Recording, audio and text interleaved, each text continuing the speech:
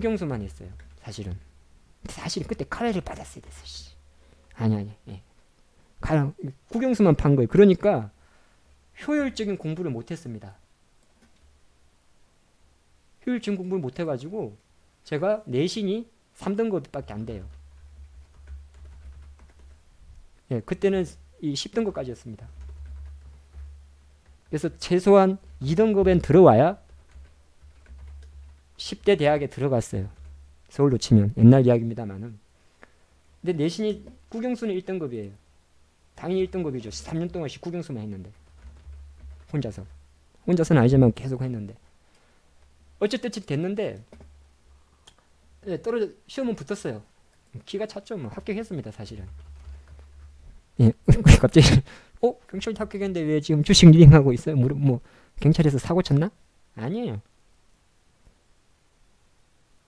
그건 아니고 시험을 합격을 했습니다. 엄청나게 저는 뭐 난리가 났죠. 예. 근데 못 가게 됐습니다. 예.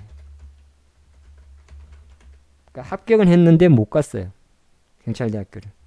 지금쯤 됐으면 뭐 아마 아주 비리 경찰이 됐을 겁니다.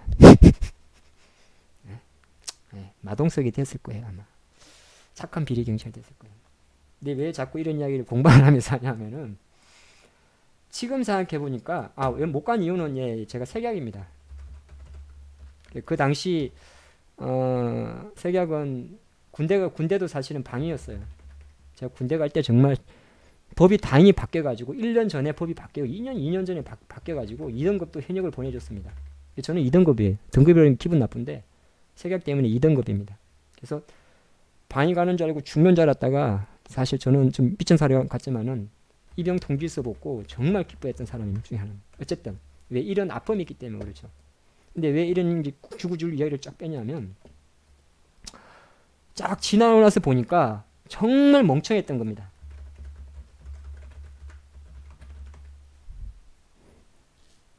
멍청했어요.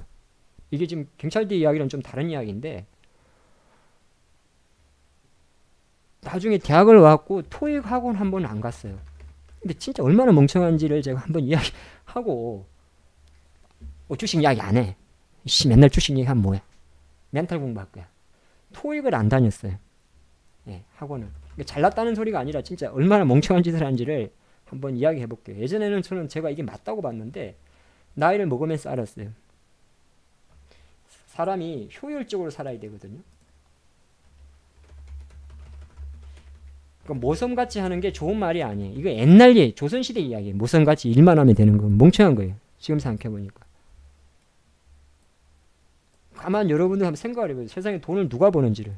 얍삽한 놈들이 돈 벌어요. 욕을 쳐 얻어먹는 애들이 돈을 벌어요. 아니 그 안에도 벌긴 버는데 이제 약간 좀 그런 걸 비교하는 거예요. 학원을 안 갔어요. 멍청하게. 왜냐하면 그 돈이 아까운 거야. 그 학원비라는 게. 예. 근데 제가 사실은 그래가지고 혼자 독학을 했어요. 영어를. 토익을. 마침 그 당시에는 이 스피킹이 없었어요. 그 당시라 그러니까 다 2000년 전을 말합니다. 2000년 이전을 말하는데 요즘에는 스피킹도 말하는 것도 있는 걸 제가 알고 있는데 그때는 리딩하고 듣기만 하면 돼요.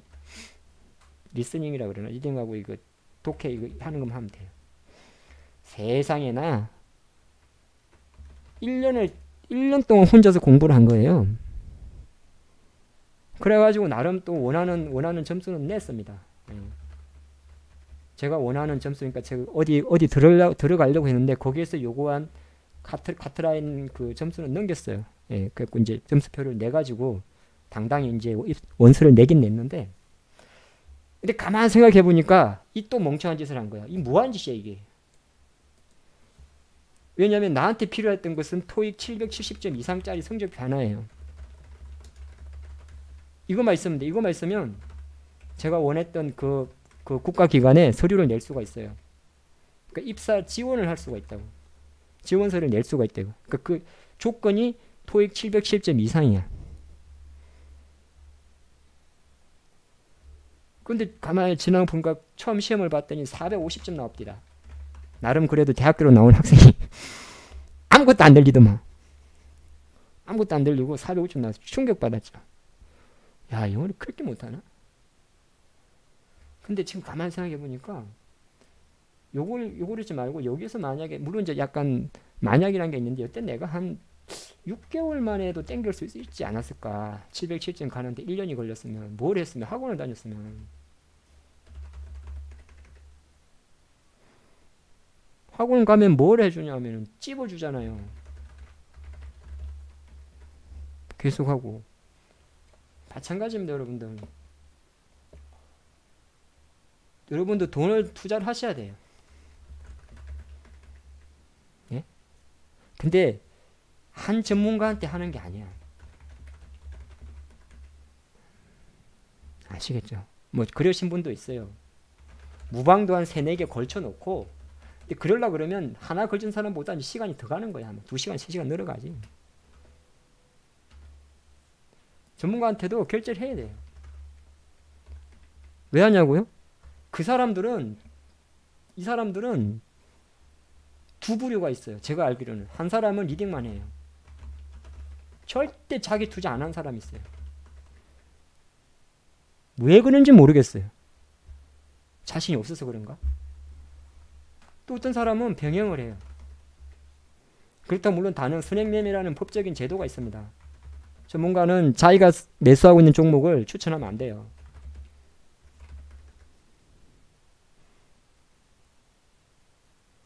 근데 리딩만 하는 사람, 다 장단점이 있어요. 리딩만 하는 사람도 하고 같이 병행하는 사람도 장단점이 있어요. 이 사람들이 좀 보면 약간은 이 사람들의 리딩만 하는 사람들의 단점은 뭐냐면 뭔지 아세요?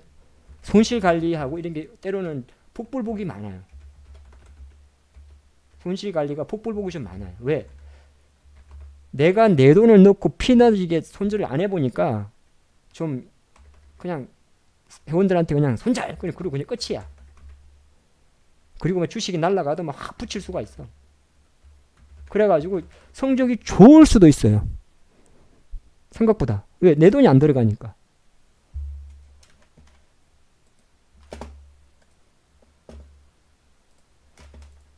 지오소프트가 한 주식을 그냥 막 추천할 수가 있어요. 내 돈이 안 들어가니까. 언제 오를지 모르겠지만은 셀트리온 계속 막 놀리려 할 수도 있어요. 근데 그래서 약간 뭐가 좋다고 말씀 못 드리겠는데 약간 폭불복이 커요. 근데 이 사람들은 당연히 선행매매 안 한다는 전제입니다. 하면 이 법적으로 걸려요. 나쁜 짓이에요. 내가 주식 먼저 사놓고 회원들 보고 사기 하는 거. 나중에 사는 건 상관이 없는데 사기 하는 거. 그 다음에 폰지 리딩 하는 애들 쓰레기 같은 놈들이 있어요. 폰지 리딩이 뭔지 알죠? 에이, 폰지 사기. 저는 폰지 리딩이라 그래. 이게 무슨 말이냐면 주식을 하나 사요. 삼성전자를 사요. 그래가지고 회원들이 계속 사게 하는 거예요. 회원들이 이제 단가를 올리는 거죠. 이 사람들은 사살 이제 빠져나가요. 주가 올라가니까 팔고. 또 이 사람들, 또 새로운 사람들이 사게 해요. 또 이 사람들이 팔고.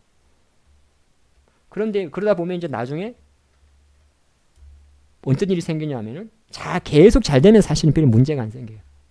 근데 주가가 이제 확 빠진다든지 이러면은 이제 여기서 이제 계속 태클이 들어오죠. 왜 자꾸 빠지냐고. 그랬더니 이 사람들이 계속 쉴드를 쳐줍니다. 왜? 이 사람들 벌었거든. 아, 우리 벌었는데 뭐 자꾸 방 분위기 망치냐고 막 이런데. 그럼 바보에 들어온 사람만 바보 되는 거예요, 또.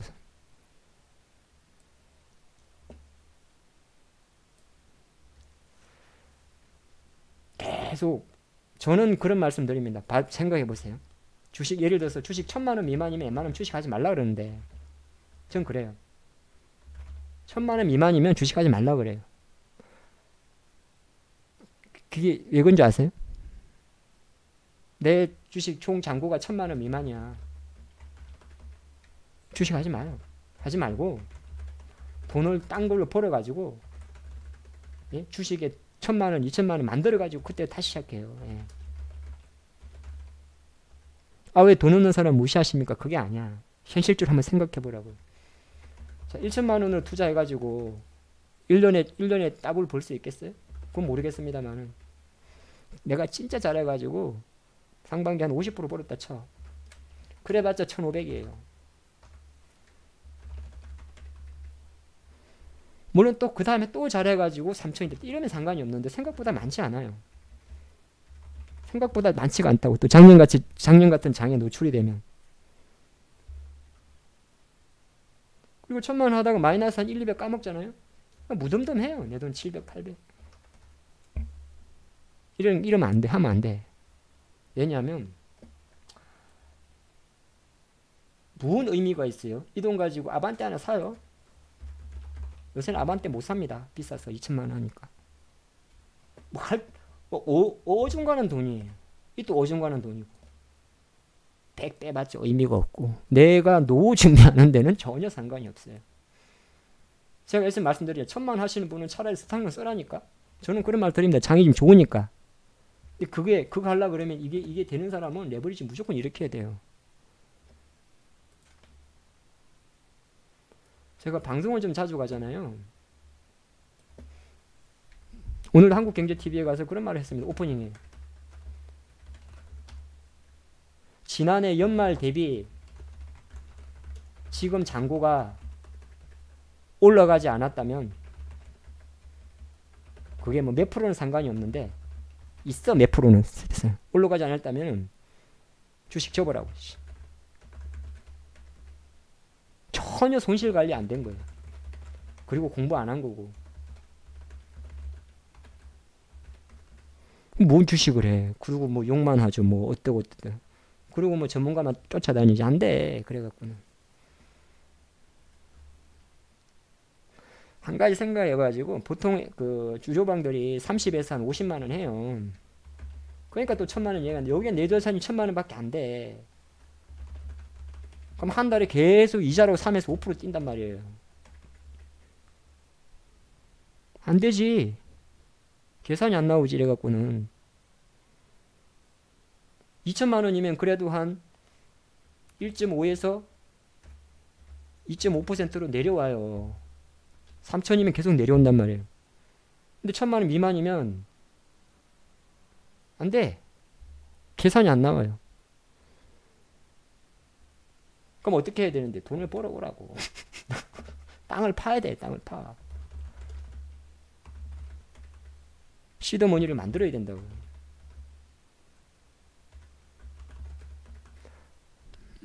다른 일을 해가지고 시드머니를 만들어. 아니면 내 돈이 500밖에 안 돼. 그러면 잠을 자지 마요. 농담 아니라 미쳐야 된다니까. 미쳐야 돼요. 유튜브 다 찾아보고 저 사람 뭐 하나 보고 그리고 자기만의 전략을 세워야 돼요.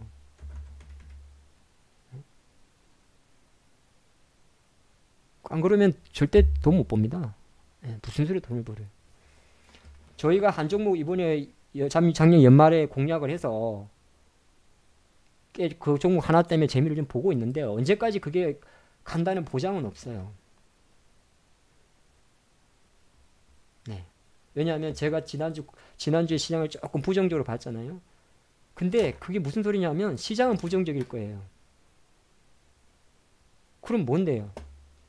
잘 보세요.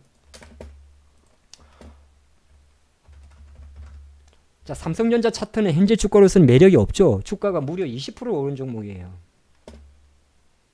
네? 보유자 영역이 하이닉스가 지금 투자로서의 매력이 있습니까?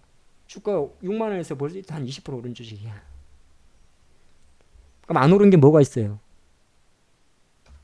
자꾸 2차전지 하는 거 아니에요. 근데 SDI는 지금 수준에서 만약 여러분들이 사고 안 사고는 사도 상관이 없는데 내가 생각하는 수익률이 얼마예요? 얼마 안 되잖아. 아니 이거 정고점이 26만 3,500원인데 더 가봤자 뭐 얼마야? 2만 원 먹는 거 아니야? 주당 2만 원. 그럼 곱하기 한 일을 하면 7, 8% 먹는 거 아니야?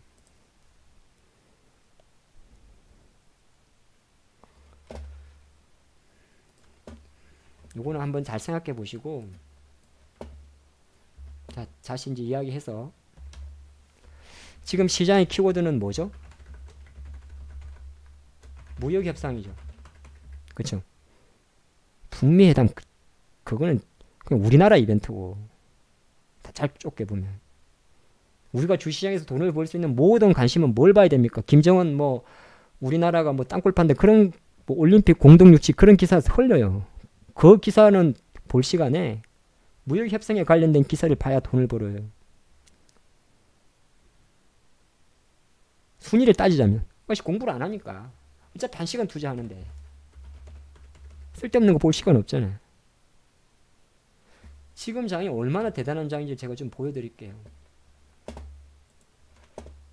잘 보세요.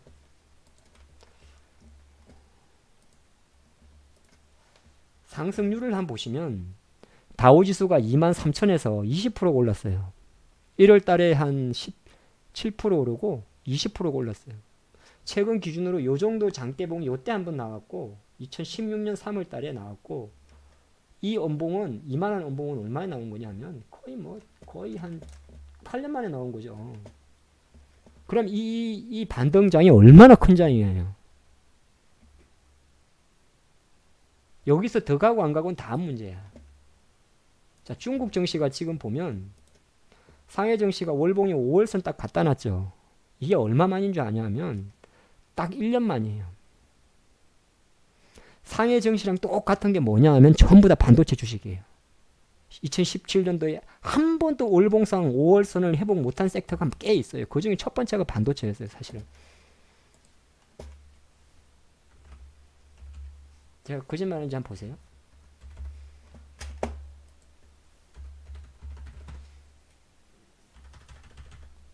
월봉 딱 봐가지고 이때는 약간 한 두세 번 있었구나.